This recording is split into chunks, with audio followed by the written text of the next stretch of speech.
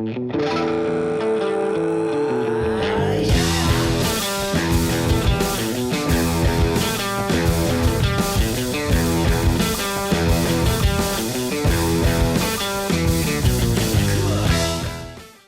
up on the Pete Sousa Show, jam-packed, super stoked. We start off talking about movies, recent movies, maybe some old movies. It's going to be interesting, I promise. Then, coming off a week at the Big 12 softball championships for ESPN, I was fortunate to call them, and I'm always a prisoner of the moment, so now all I can think about is softball. As the NCAA tournament is ready to start, we want to talk with D1 softball's Eric Lopez. He's all things softball. He's also all things UFC or UCF, not UFC, UCF. You don't want he and I in a cage. He'd probably end up crushing me. And then after that, we're going to talk with Matt Mosley. Matt Mosley, of course, Texas's own. We want to talk about the Cowboys, and he talked to Scott Drew just yesterday, and I want to hear what Scott Drew told him about staying at Baylor. Also some stuff about the Cowboys. Dak Prescott. I have some historic questions that I want to bounce off Matt, Tom Landry, Jimmy Johnson. It's all coming right up. Stay with us.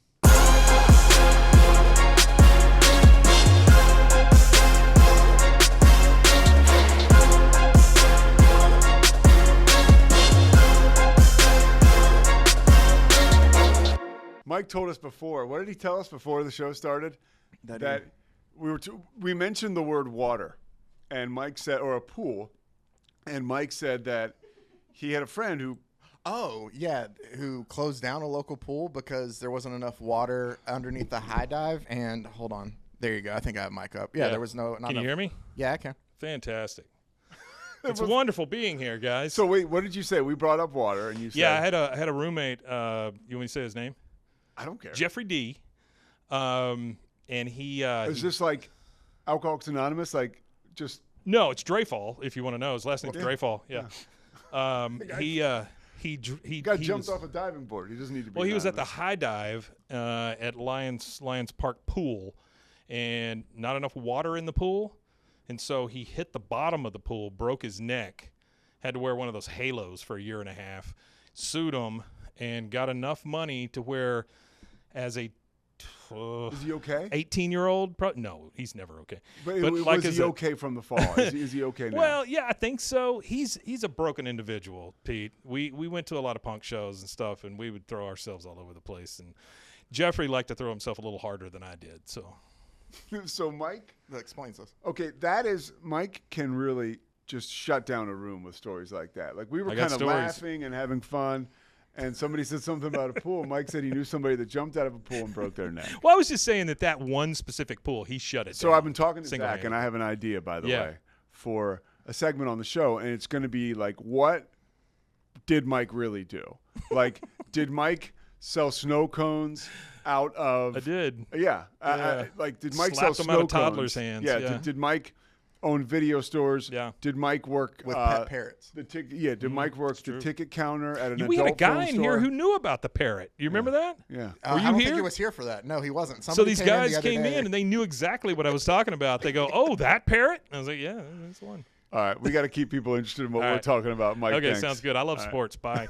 All right, Zach, are we? We're rolling now, right? Yeah. All right. I wanted to start off a little bit. I mentioned off the top, I went to a movie this weekend. I saw The Fall Guy. Okay, how was it? Do you have any history with The Fall Guy? So I haven't seen I know that it was obviously another movie or show beforehand. It was a TV show. Okay, so I know that it existed before, and I know the premise of the current movie with Ryan Gosling, but that's about the extent of my knowledge. So the idea behind the whole situation was, Christy, who you met, my girlfriend. Mm-hmm. We were going to go to the movies with her son, and I'll leave his name out of it. Unlike Mike, I respect people who want their privacy. Yeah. And so I was like, hey, let's go to a movie. I'm dying to see a movie. So the idea was I wanted to take him to see I wanted to go, it's selfishly, right? I wanted to go see Challengers, right? Okay. The movie with Zendaya. The tennis movie, yeah. Yeah. So Christy was like, he can't see that. He's 14. And I was like, but it's about sports. I was really like trying to sell her on the movie. And she said, well, what's it about? Like, how would you convince him to go see the movie? And then, all right, I want to read the description, okay? Tashi, by the way, who's Zendaya, a tennis player turned coach, has transformed her husband from a mediocre player into a world-famous Grand Slam champion. To jolt him out of his recent losing streak, she makes him play a challenger event close to the lowest level of tournament on the Pro Tour. Tensions soon run high when he finds himself standing across the net from the once promising, now burnt out Patrick, his former best friend, and Tashi's former boyfriend. Who needs anything more than that? I guess if that's what you want to go see, yeah. It fell flat. No, he didn't want it, or she wasn't for it? She wouldn't even let it go. And she's very, very chill. But she was like, no, it's pretty cool to see her spring into mom mode and shut it down. So I went to see The Fall Guy. What were your thoughts on Ryan Gosling? I haven't had a Ryan Gosling conversation in a long time. No, that's fine. So I think that there was a time, oddly enough, where I might have dismissed him for a bit, probably around Drive when that came out. Not to say Drive's a bad movie, but it just felt a bit like, Ryan Gosling's Ryan Gosling. Yeah. And I forgot how likable he is just as a guy, and he doesn't take himself seriously at all. Like when him and Barbie just kind of reminded me of like, oh yeah, Ryan Gosling's kind of always been that guy. Because then I thought back to like him being on SNL and the stuff he's done before with, I can't remember the movie with him and the other guys, him and Russell Crowe. Russell Crowe is called The Other Guys. And I'm like, oh, he's always been like that. Yeah. So I've always, granted, there was a brief moment where I was out of it, but I appreciate Ryan Gosling. I saw The Other Guys in the theater. And that's just a reflection that I had nothing going on in 2016. Really, it is. And I used to go see movies all the time. So Ryan Gosling, he's been in hit movies, Barbie, La La Land, right? Blade Runner. Mm-hmm. And, you mentioned The Nice Guys. I don't know how much money The Nice Guys made. Mm. But the last two movies, I think, of course, I did some research. The last two movies I liked of his, me personally, The Big Short and A Place Beyond the Pines. See, I've heard good things about that one. Yeah. I haven't seen it yet. That is a very good movie. And that's funny because a lot of these guys and girls, they become big time. Mm. And I think it's tough to get some of these movies made anymore, and it's a bit of a roll of the dice. Like Fall Guy will probably be a hit. Emily Blunt's awesome too. Great physical comedy. It worries me a little bit because I wanted to say that Challengers has an 88 rating on Rotten Tomatoes, right? But then I saw The Fall Guy with my own eyes. It got an 82. That is not an 82. That's like a 50. Oh, okay. It's not. It's 2 hours and like 10 minutes, and it's clever, and it's funny, and it does a good job of poking fun at itself. But whatever. Oh, fair enough. All right. So you buy the 88 then, or you? No, it's an 82. Fall Guy's 82. No, I meant for Challengers then. Oh, I'm gonna go see it myself this weekend, and I'm gonna and I'm dying. I think it's gonna be a 90 because depending on how real the tennis scenes are, that's what'll do. That's do or die for me. Like if you talk about movies like Moneyball was unbelievable, like the baseball scenes. Even Jerry Maguire was kind of corny, but they did a great job of fusing like Al Michaels and Frank Gifford and Dan Dierdorf, like the Monday Night Crew. And then, they had guys like Troy Aikman in it. It was all kinds of real personalities, all the way down to like Wayne Fonts, the guy who used to coach the Lions. And, there's so many more. But so I'm hoping that Challengers doesn't just, okay, forget about the tennis part. That it's all more about the relationship kind of. Yeah. I mean, and I'm not even saying I need a lot of tennis content. I just need real tennis stuff. So accurate tennis content. Yeah, like if Roger Federer shows up or something like that. Or Chris Fowler is in the movie broadcasting Wimbledon. Like I need that. John McEnroe, give me that and I'll be good. To make it feel like a tennis movie. I get that. Yeah. But and I don't care if it's a relationship movie. That's one thing that Christy and I argued about. She was trying to say that it was like a sexually fueled movie. All about like a menage a trois. Well, I mean, that is what Cam called. Cam does have a nickname for the movie here. He just calls it the tennis threesome movie. Oh, so Cam talked about that? Oh, I mean, no, this is just in conversation of us just talking. He was like, oh, yeah, I think I'm going to go see Challengers. The first time he brought it up, and I was like, huh? And that's how he described it to remind me of it. So I Cam's think that's see not it? the other view. I don't know. Yeah, I don't think he's seen it yet. Up with Cam. You might have to. You and Cam can go watch it together. We talk about pro tennis. We're talking about elite athletes here. Talking about elite women's athletes still. D1 softball, Eric Lopez. I was just at the Big 12 tournament, like I mentioned, the first 3 rounds. I am intoxicated and taken with the sport, and I want to talk more about it. And Eric Lopez goes through all kinds of amazing storylines and what to look out for in the Women's College World Series.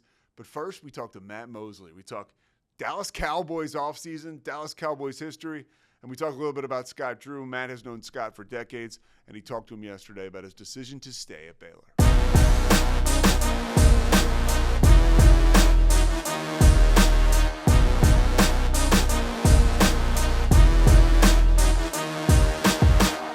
Matt Mosley, ESPN 1660, Central Texas. The Doomsday Podcast, all things Dallas Cowboys. You talked to Scott Drew yesterday. I want to talk to you about that, and I want to talk a little Cowboys with you, with your handsome face. You can put the glasses back on. I may at some point. Yeah, it's fine. It's jolting to the audience to see a man in sunglasses indoors. So we'll start out for people that don't know me, and then at some point I'll slip them on, perhaps. So Scott Drew, you talked to him. I said, by the way, you're the sports version of Howard Stern. I'll take it. Yeah, he's extremely talented. So I like that. All right. So Scott Drew's extremely talented and an incredible coach. Why did he stay at Baylor? You spoke to him yesterday. You've got a vibe. This guy, you've been connected with him for decades. You know, and I love Scott.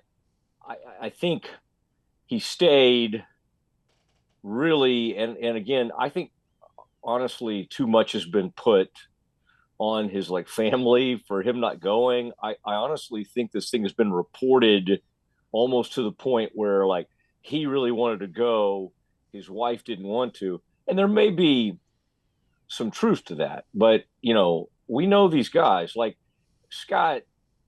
I think Scott was wired back in even 2008 or 9. If he had been offered the Memphis job instead of Josh Pastner, when Kansas won that national title, they beat Memphis and Calipari with Derrick Rose. And that was in San Antonio, and that was what year was that? 2008.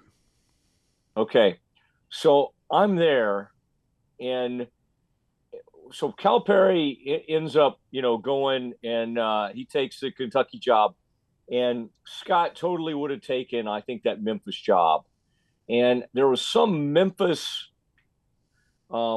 columnists back when, I know you still like newspapers. I still like newspapers, but some of these smaller market newspapers, these columnists can take on these pretty big roles. And I could almost, if I thought long enough, I could think of this guy's name. But he wrote this really rude and derogatory story about Scott. Well, Scott doesn't end up getting the offer, and so Baylor gets to keep him. That was the one time I think he was ready to go. So what happened here is that Scott was wired, like a lot of coaches, to go from this job to this job to this job. And yet he turned Baylor into this monster, so it changed everything. Well, I think when this Kentucky thing came along, he was able to put his headspace back into old Scott Drew, at Valpo, next big thing. Oh my gosh, unbelievable opportunity. And so while I think Scott really did pray about it, but I think this thing could have gone either way. I really do. And what worked for Baylor, why did he stay? Because unlike most coaches' families, the daughter at Baylor, the kids in junior high or high school or the rest of his kids, they never had to move. And so here's him making a decision with a whole family that, unlike most coaches' families, where think about the coach that just went to USC. Think about Muss. Yeah. The Muss bus. They wake up in the morning where are we going tonight? Where we want to go? Nevada, Arkansas, USC in 6 years. Hey, Dad, where do you want to go? They're just that's what they do. Yeah. And Scott's family, completely different. I don't think we'll ever know for sure if this is true, but this is my speculating on this. I think Scott's dad loves Baylor, don't get me wrong, and loves everything about Baylor and all that. But I think my son has an opportunity to go to Kentucky. I think Bryce, who's at Grand Canyon, and Big Brother has a chance to get the Kentucky job.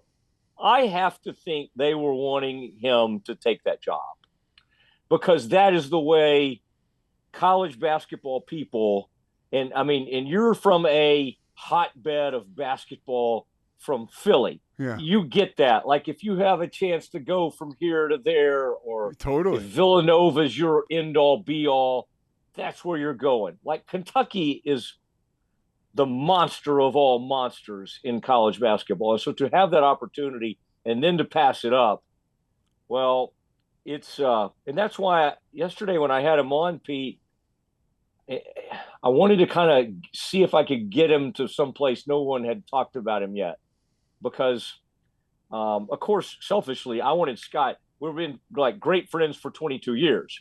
Like the day he decided to stay at Baylor, selfishly, I thought he's got to be on my show, right? I think that's the way it should work, in my mind, selfishly. Then he goes on like Baylor Plus, some kind of like behind the deal. And then he goes on with your buddies and my buddies at Rogue with King. That's hard to compete with a player. I get that. But I was getting, just so you know, I was getting a little antsy on this deal. I'm like, okay, it's been like a month or something.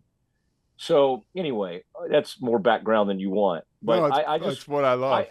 I find the whole situation fascinating that he stayed, because for the most part, the Jeff Goodmans of the world, Norlander, whoever we would call Rothstein, these major basketball people, even though they all think of Baylor as kind of almost like a blue blood now and a great top 5 or top 10 program, I think every one of them thought, well, he's got to go. Mm-hmm. He's got to go take that job. And the fact that he didn't, I mean, it's an enormous coup by Mack Rhodes and Baylor. But I was already, by the way, Pete, having some tough, I was really having some empathy, and that's not always my spiritual gift, but I was already thinking about like how difficult that could be for Mack to have the whole Kim thing, mm-hmm. have the horrible football season. They decided to keep Aranda and then have Scott leave. That's a lot. That's a lot to deal with within like a 2-year period. And the fact that Scott, I think in the end, the roundabout way of getting back here, I think Scott would have felt awful about not only like taking the family part of it, take that aside, new arena built in a lot of ways for Scott and that program. And when it was thought of, obviously the women's program too, and the women's program is still a huge deal in my mind. But Scott was a big reason that was built, to play 1 year in that thing and leave. I guess I'm saying, Pete, I think there are a lot of scenarios where he does leave for Kentucky. And we just have to deal with that at Baylor and go, hey, that was an awesome time, but he decided he had to go. But I do think the opening of Foster Pavilion played in Baylor's favor huge. And I think Kelly and the kids played in Baylor's favor huge. And I think Baylor had some guardian angels. I think Jerome Tang, maybe some pastors around the country, whoever he turns to, believe it or not, he does not turn to me for spiritual guidance. There are things in life he reaches out to me about, but certainly not spiritual guidance, although I try to be that kind of person. But I think he kept probably hearing over and over, don't mess with Happy. Mm-hmm. And I think somebody had to be in his ear saying, which is the proper thing to say, this is an unbelievable job, but you do realize, like, if you miss the tournament or something, they're going to be trying to run you out of town. Like, it's just that I think, I don't know if he ever thought of it that way, but I just think people were in his ear saying, you've got it pretty great. Do you really want to mess with a situation where you're going to have like a statue and you're basically the most beloved guy save maybe Grant Taff to ever in athletics in the history of the school. Do you really want to leave that? Yeah. But God, think about Pete, how hard that would have been. You got, I mean, again, one legend who left. Let's just tell it like it is. They were ready for her to leave. Yeah. But this legend would have been someone who they didn't want to leave. And you got to give credit to Mack Rhodes. You know, he hires Kelvin Sampson at Utah. He keeps Scott Drew at Baylor. Like those are two monumental things. And I just thought of that when you mentioned. I hadn't thought of just maybe how instrumental he was in keeping Scott Drew. I want to ask you a little bit about the assistants on the staff. John Jacobs and Alvin Brooks both leave this offseason. How does that impact the program? Well, I do like what they did.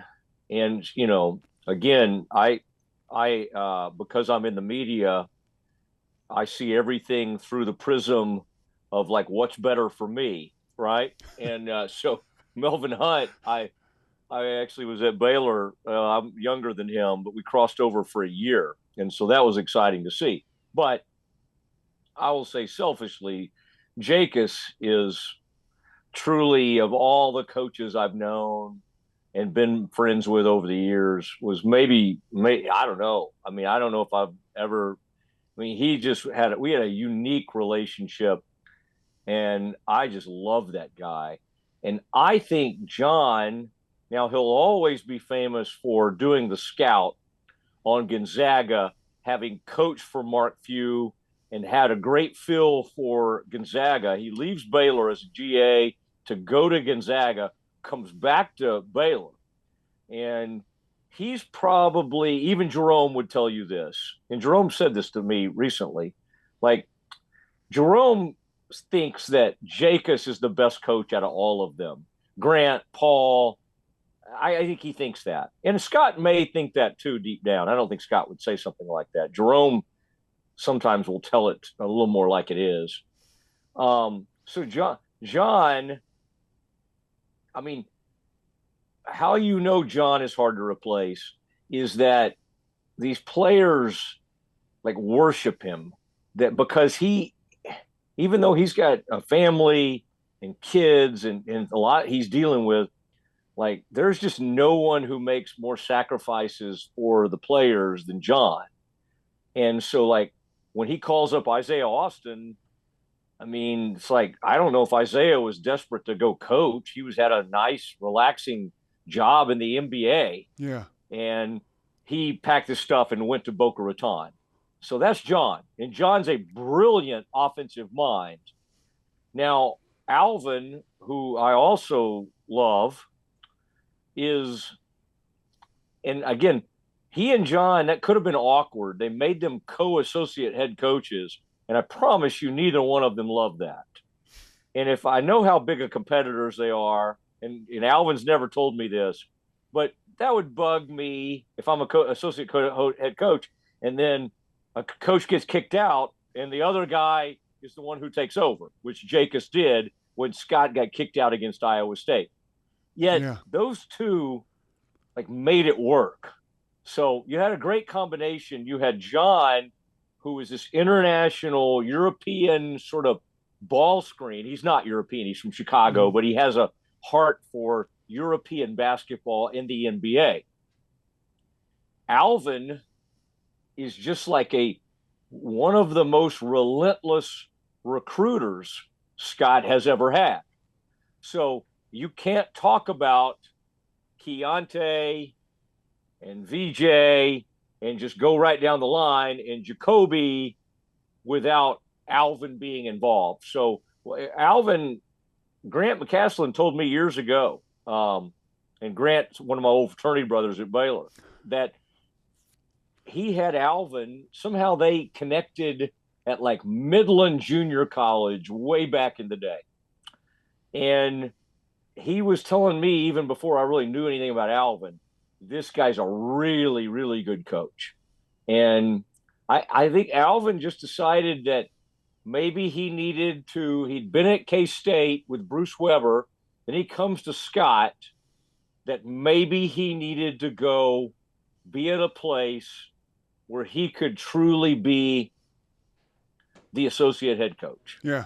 And by himself. And maybe he would have been that at Baylor. I don't know. I don't know if we'll ever know that now that he's gone. But Scott, that's what Scott's really cool about doing. Scott could have almost begrudged Alvin for going to Kentucky when Scott decided to stay. And I think Scott just was like, you know what? If Alvin thinks this is a great thing, he should just go do it. And Scott gave him full support. And I think Scott's put together a pretty good staff. All right, I want to ask you about the Cowboys. I know I don't have too much more time left with you. Schedule's coming out in drips and drabs. Talk to me about where you think Dak Prescott's future is with the organization. Well, I think Dak always seems to have this organization over a barrel. Like when he got hurt, he somehow, most times, you're always worried like, oh my gosh, this guy got hurt. This has put his career in peril. Well, in fact, it did the opposite. Dak's absence made the Cowboys desperately need him more. It gave him more leverage, and he ends up getting a monstrous deal. The deal his agent is asking for right now, based on what he's accomplished in the postseason, is obscene. I mean, it's probably $10 million more a year than what Patrick Mahomes makes. And of course, Mahomes did the long-term 10 years at $45 million a year, again, which is great money for anybody. But in a weird way, it was a very team-friendly deal because the number is fixed and it never, it's just never going to, who knows? Maybe they'll redo it at some point. But it was not a great contract. It was good for the team. And the Cowboys never get those. The Cowboys never get to do those. They whine about, they should give us a good deal because they play for the Cowboys and they'll have a gig the rest of their lives. Nobody buys that. So what will happen this year is Dak, obviously it would be a stretch to say they'll do anything in the playoffs, but he'll have a monster year and they'll be put in this really even more precarious situation than they are now. And they'll have to do something. It's like when Dak got it in his contract that they couldn't franchise him, the Cowboys lost, Pete, any last ounce of leverage. So Dak's going to go out on the open market. And if, say, by chance they made it to an NFC title game, which, again, people talk about Super Bowls. It's a joke. Like, if they made it to an NFC title game, the Dallas would be doing parades for years. That's where they need to get back to. This thought of, oh my gosh, they need to get back to Super Bowl. They have not been an NFC title game. I have to update this every year. It's like 26, 27 years now. If they do that and he still doesn't have a deal, let's say they get there and they lose. You realize that he's going to ask for $65 million a year, and he's going to get it. Wow. He's going to get it, because they don't have any other choice. And so now they do this very embarrassing thing where they say, "Well, I'm sorry, the reason we've brought Zeke back and we can't bring in a running back is because we've had to spend all this money on Dak." So they try to shame these guys into doing team-friendly deals, and it never works. So I'm fascinated by Jerry Jones. How involved is he on the day-to-day side now, personnel moves? Well, he is consulted on everything. I mean, he's told before it happens. But now when it comes to the draft and a lot of the cap and everything, Steven and Will McClay, who handles the draft and is kind of the GM, he does a lot of GM type things, does a lot, gets the draft ready, does it, over the scouting department. He does a great job. He really does. But Jerry's got, I mean, between trying to land World Cups and and fights and real estate deals and apparently selling cars over in Brazil. Jerry dropped it on us one day that he's the number one car dealer in Brazil. Just strange things like that. So yeah, to try to, for anybody to act like he's just like transaction by transaction, no, that's not happening. What's your most memorable interaction with Jerry Jones? Oh, there's a lot. And I've had some moments with Jerry, like at the Sky Bar in LA, where I've had to decide, like, wait, how much has he been drinking? Because I got, like, in a one-on-one thing, I think my wife was there at this party and other people witnessed this. He locked in on me, and for whatever reason that night, for an hour and a half straight, he just started telling me a bunch of stuff. And I remember thinking, like, I'm at this huge party. He's the one providing all the drinks and the food. Like, he hasn't told me this is off the record. I just remember that night, and then kind of getting back to the car and feeling the need almost to write it all down. So I've had some moments like that. One moment that I always remember was I was covering the Cowboys training camp in 2000. Well, they had a good 2003, and the training camp in 2004. Parcells is the coach, and Quincy Carter, is their. He came back, had a good season the year before. He's their starting quarterback. And that morning, he must have failed a drug test, as I recall. And that was back, sadly, now, the marijuana, he wouldn't be knocked out of the league. But he was basically woken up that morning in his pajamas still, had his PJs on, and told to get out of the room.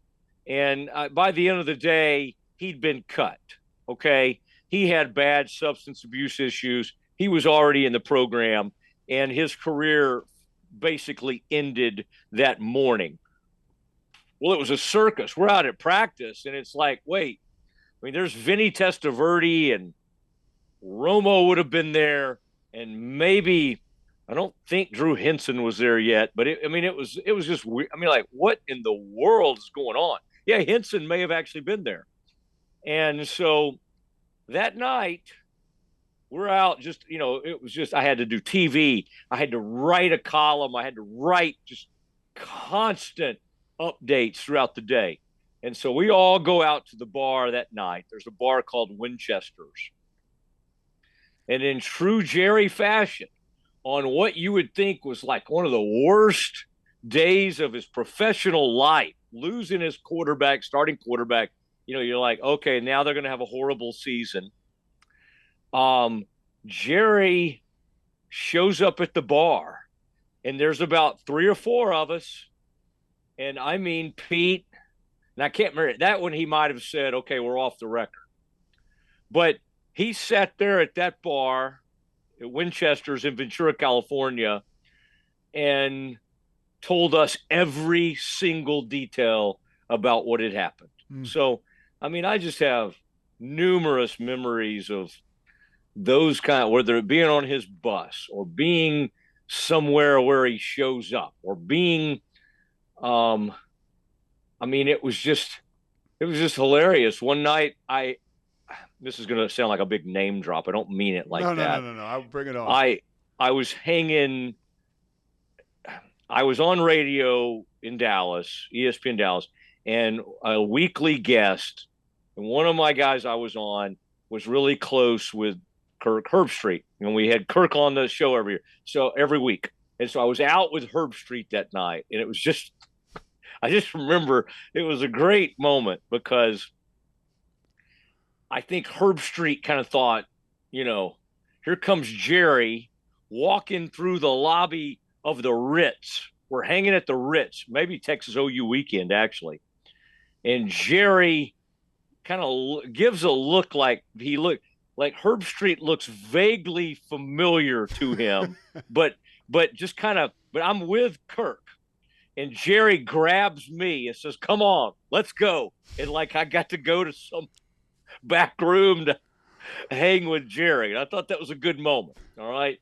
I haven't had enough of those moments where it's just kind of like Herbstreit's left out in the hall and Mosley's taken into VIP.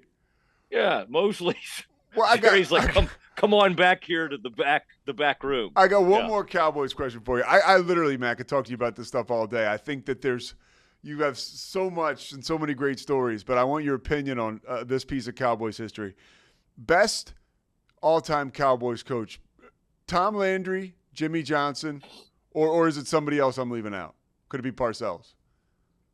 Well, I would just look at it with Bill. I mean, I just look. That was when I started covering the Cowboys with Parcells. But I look at it with Bill, just his time with the Cowboys, and he did a lot of good things, and he cleaned some things up. And honestly, he left Wade Phillips a layup in some sense. I mean, he really put him in a really good situation. I have a hard time. I mean, that's a difficult one because Jimmy's more in my wheelhouse because I was in college for those Super Bowls. In fact, I was at Baylor, and there's a pizza place in town called Paparolo's. And that little back house out on Valley Mills is where my fraternity, the Fijis, that's where we would gather and watch those Super Bowls. So, but I still say Tom. I still say Coach Landry just because of the longevity. And Tex Schramm obviously had a huge thing, but I just feel like Tom. There's one stat, Pete, and that's this is the reason I say Tom, because Jimmy obviously was responsible for 3 Super Bowls, but only won 2 Super Bowls. Switzer got that 3rd Super Bowl. Tom only had the 2, which is crazy for how much he won. But there was a period of time from the 70s into the 80s, or I guess you'd start in the late 60s. And they went to the NFC title game 17 out of 21 seasons. And to me, that's always that in a sense almost kind of compares to favorably to what Belichick did with the Patriots. And we can debate whether or not some of that's tainted.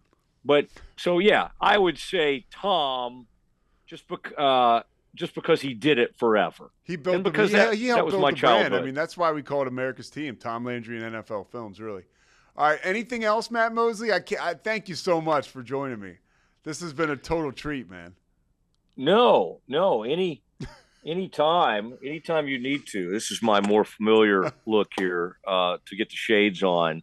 But no, man, I'm just I've been excited to see you. You're so versatile. I mean, you'll be at softball. You did baseball all season. Yeah.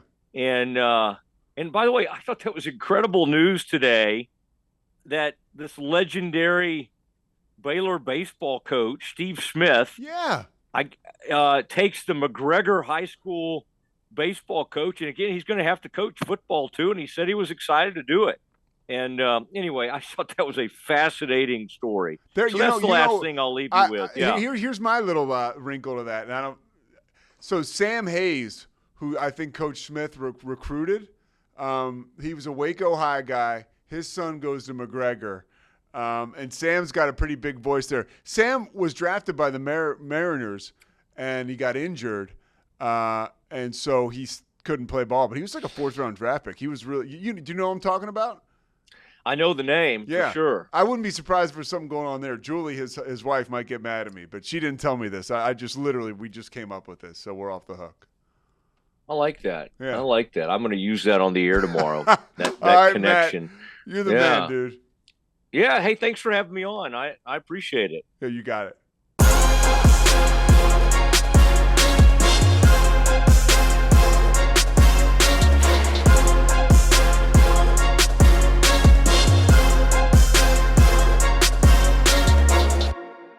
All right, so we started off the podcast talking about sports movies. I was saying how I wanted to see the movie Challengers. What is your number one sports movie? Ooh, we're going right off the bat with a tough question there. I loved Hoosiers growing up, basketball movie wise. That was a fantastic movie. Baseball wise, I'm going to give you one I liked was 8 Man Out. Oh, with the White Sox scandal. I enjoyed that one a lot. Those are probably the two that stands out to me. So you're old school, Eric. Oh yeah, very old school. I'm very picky when it comes to sports movies, so you got to give me some authentic, stuff here. Don't milk it.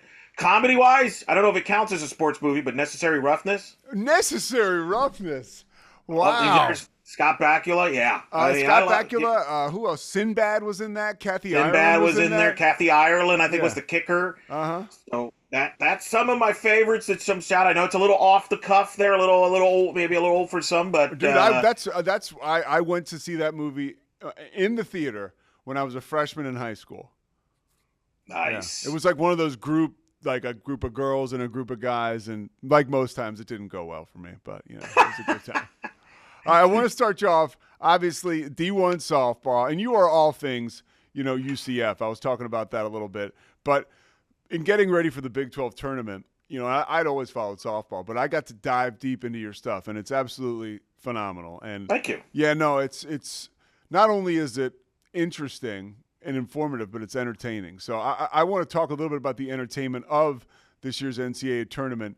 For you, who are some of the most, for people, because people who are watching this and listening to this, they're probably not diehard softball fans. Who should they look out for? Who should the average fan that every May and early June tunes in to ESPN to watch this tournament, what players should they be on the lookout for? Well, I think there's a few things to look at. You obviously start with Oklahoma, going for a historic four-peat of a national championship. It's never been done before in college softball. That's what they're shooting for. They got a player by the name of Tiari Jennings, who's one of the best players in the country, one of the more decorated players. Patty Gasso has a chance to, if she wins the national title, we tie Mike Candrea for the most national titles for a head coach. You're talking about dynastic, historical things here with Oklahoma, and yet their biggest threat might be their biggest rival in the sport, in the Texas Longhorns, who come in as the number one national seed with a National Player of the Year candidate by the name of Reese Atwood. I just covered the Oklahoma Big 12 tournament and watched Oklahoma, Texas round 4. The Sooners got the best of that, but it wouldn't surprise me if we see a round 5 and a round 6 and maybe a round 7 at the World Series in the National Championship Series. So I think do start with those two teams.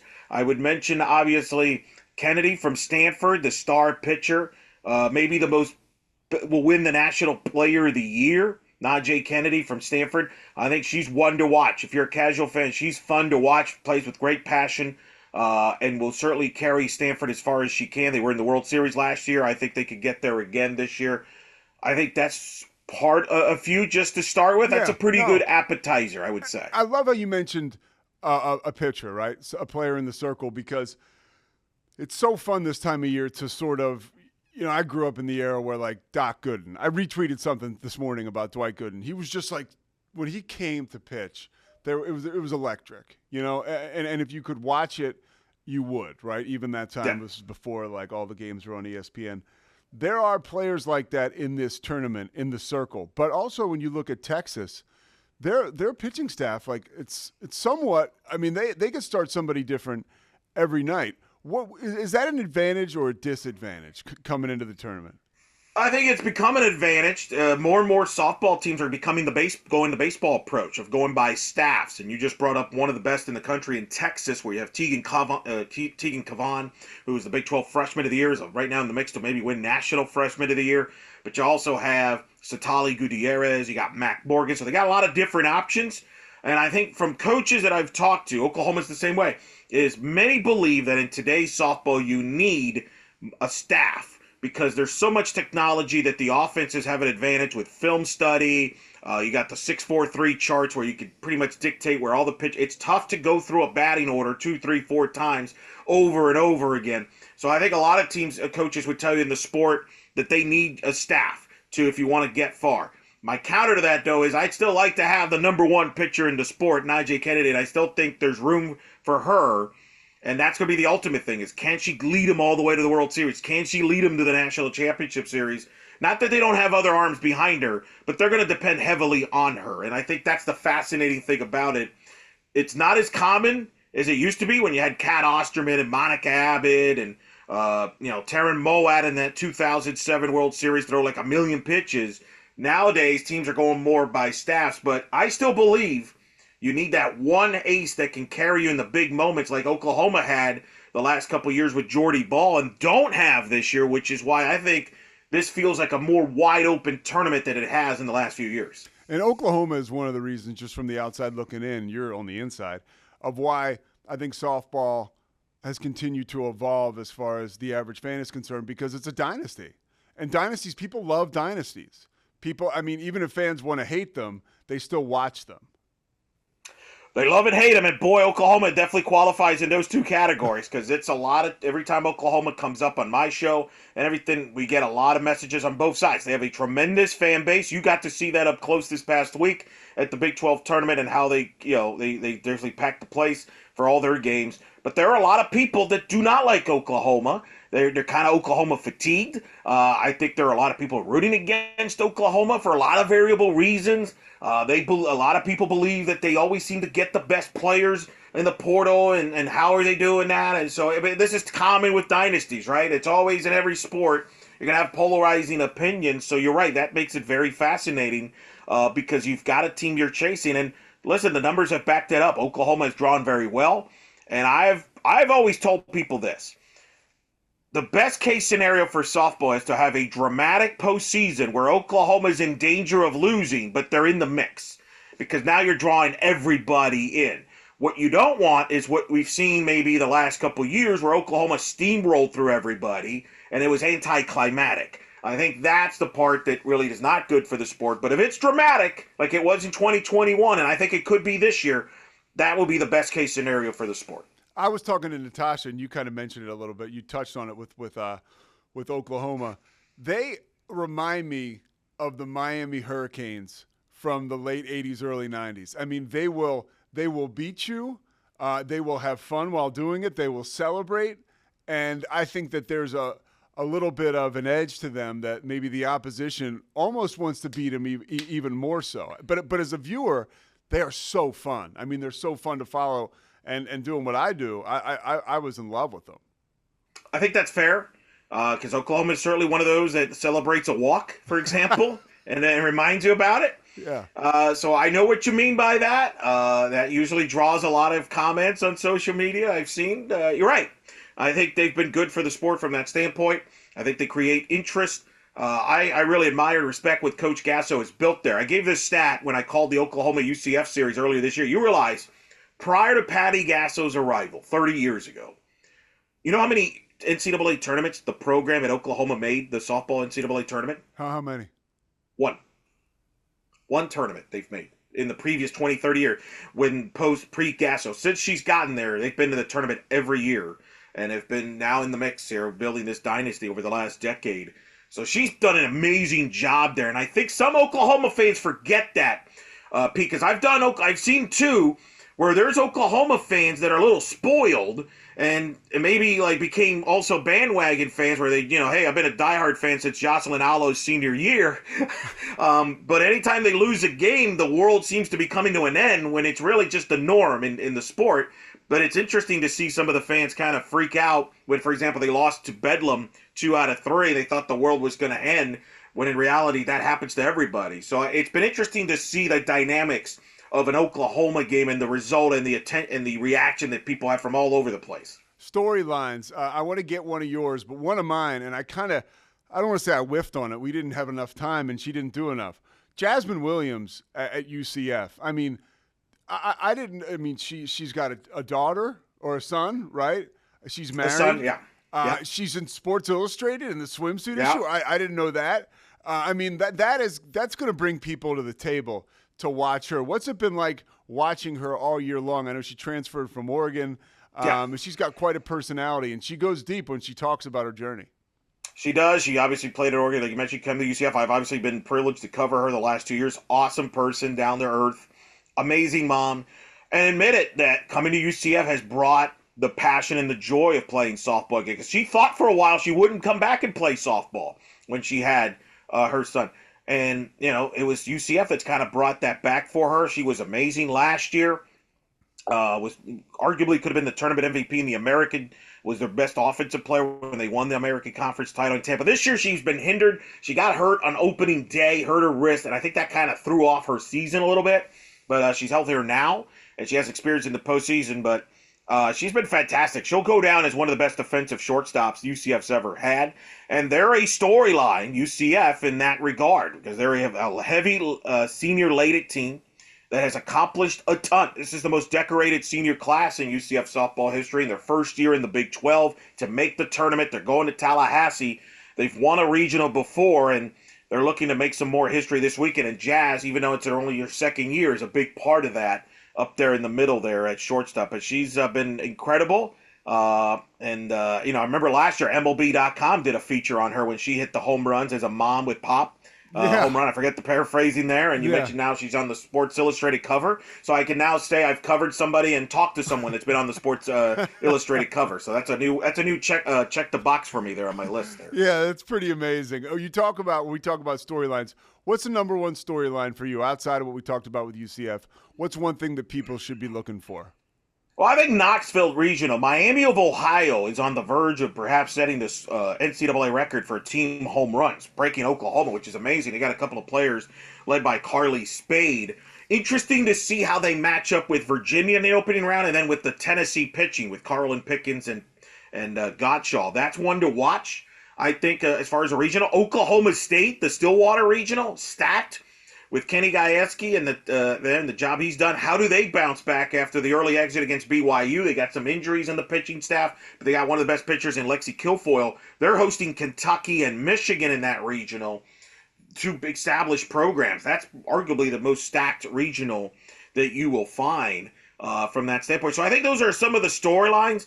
Certainly, how many teams, this is the last year of the Pac-12 as we know it. How do those teams do, like UCLA, Stanford, Arizona, etc., before they move on to their new adventures? And what upsets do we get? Do we have a chalky postseason, or do we have some upsets like a Miami, Ohio? Do we have, who's the James Madison of this year from a few years ago? Who's your call? When they made it all the way to the World Series. Well, I think I'll tell you, if you look at some upsets, and I don't know what you would classify as an upset. If you're talking about a mid-major, I think Miami of Ohio is a team to watch because of their offense, as I mentioned, in Tennessee is one to jump. I think Auburn and UCF, for example, in Tallahassee, the winner of that one, I think, could knock off FSU. I think that's a wide-open regional. I don't know if you would consider that a Cinderella or not, because both are power conference teams. I would have said Boston, who has a nice, great pitcher named Casey Ricard, but they got placed in the Norman Regional, which their head coach, Ashley Waters, came on our live reaction show, was not happy about that. Really? So she wasn't real pleased about that. So it's interesting to see that from that standpoint.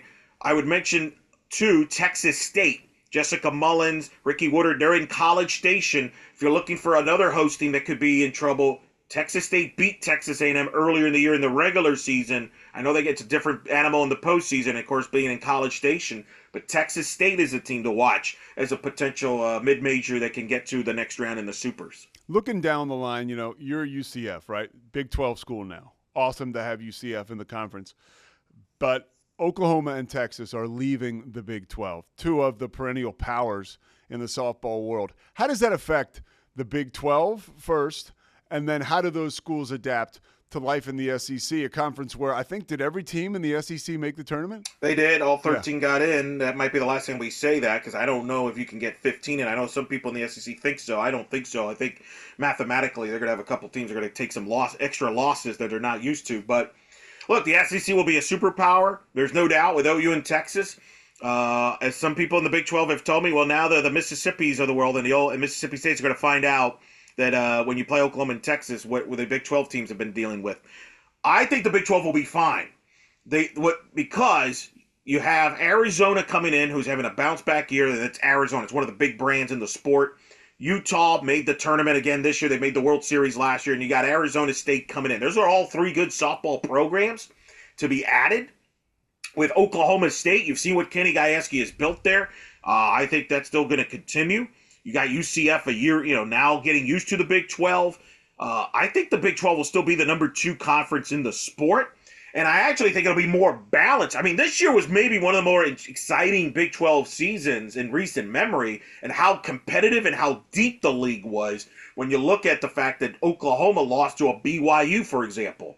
Oklahoma didn't win the regular season for the first time in over a dozen years. I think it speaks to the quality of the league. That's why I was disappointed in that the committee only put 5 in from the Big 12. I thought Texas Tech got robbed a little bit there. I would have put them in over, for example, Indiana or FAU or Penn State in there. And I think BYU had a case as well with their resume. Their schedule strength probably kept them out overall. But I think the Big 12 will be fine. If you add Arizona and Utah, that's 7 teams this year that next year will be in the Big 12 that are in the NCAA tournament. So I actually think it'll be a more exciting league because it's more wide open and more teams beating each other up. And I think that will help get more teams in, because I think the perception is you lose to Texas 3 times, you lose to Oklahoma 3 times, maybe you're not as good. No, it's because those teams are really good.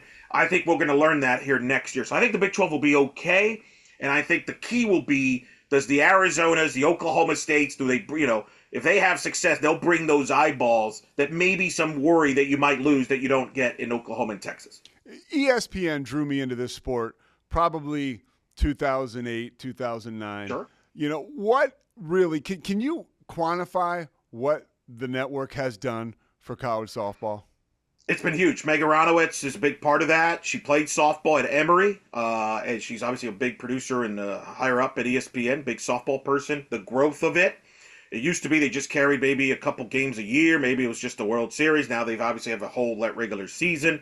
And this has become a huge TV ratings bonanza come postseason, especially at the World Series in prime time, which, as you know, Pete, that's important. Yeah. For a sport to say they're going up in viewership in prime time in these days is impressive. And that's what's happened with softball, especially in the demographics that they're looking at. From 18 to 49, we've seen the explosion in women's sports with Caitlin Clark, what she's been doing with women's basketball. Softball kind of was ahead of the curve on that. I think softball now is looking for that next superstar to take him to the next level moving forward. But it's must-see television come World Series time and prime time. I think the regionals are as dramatic as it gets, and ESPN covers it all. To the point where I've had college baseball people tell me how jealous they are. Yeah. That they feel that softball gets better coverage than baseball. And my counter to them is softball draws better numbers than college baseball does. So it speaks volumes. Fans enjoy it. They enjoy the pace of the game, the tempo, the emotion. I've always compared, Pete, softball in a lot of ways, college softball is to women's sports to what college football is to men. It's a sport that is passionate, it's intense, it's fast, and fans get crazy about it. Maybe too crazy about it. Very radical fan bases. It's the same with both sports. And I think it's a compliment to softball there to me. And I think that's the next step will be how many, they've had some World Series games on ABC. Will they have a championship series down the road on ABC like they've done with the women's Final Four national title game? We'll see. I think that's the next step. But that's how ESPN has helped grow this sport, because people watch ESPN, and if you're on, it sounds important, and they talk about you on all their shows.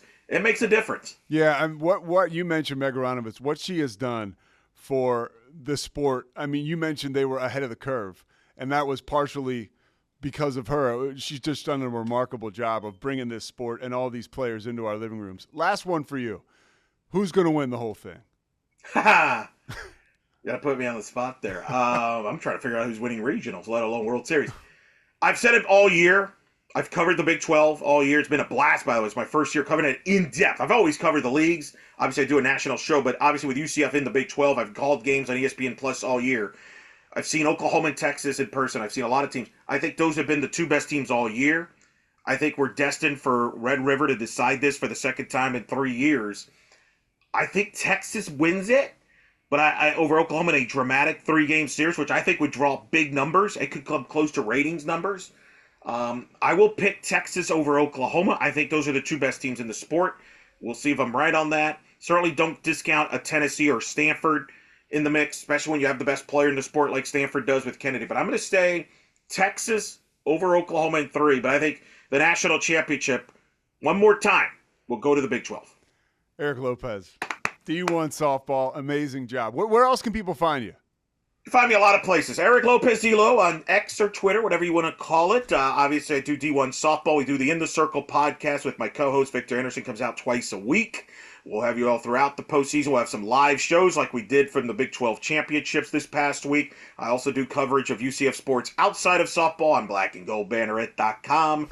So I do a few different shows on the UCF shows there. We're gonna have to get you on, Pete, on one of the UCF shows because you've been doing a lot of UCF basketball games, man. So we're gonna once we get back to basketball and other stuff, we're gonna have to return the favor and get you on to talk some hoops. I'm in because I listen to you guys getting ready for games in the Big 12, and you do a phenomenal job. And Big 12 basketball, it's like wow, it's only gonna get better. This year. So with Arizona coming in for basketball, with oh my goodness, and Colorado coming off the year they had, and Utah. I just want you to be on to just tell us some comparisons of Michael Dono and BJ Taylor stories. That's really what I want. Work with both. They're two totally different players, but they're both totally effective on and off the floor. All right, Eric, thank you so much, dude. I appreciate your time. Hey, anytime, I'm here for you, buddy. You got it, bud.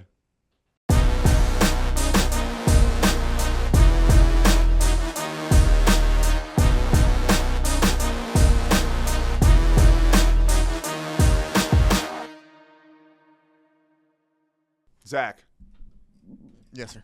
Why do you not like Hulk Hogan? There's a lot of reasons that we don't have enough time for. Give me the number one. That he's a liar. All right, we'll be back next week. I didn't say Hulk's a liar. Zach did. Thanks for watching.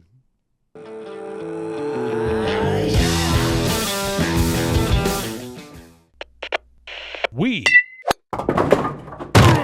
are Rogue Media Sports.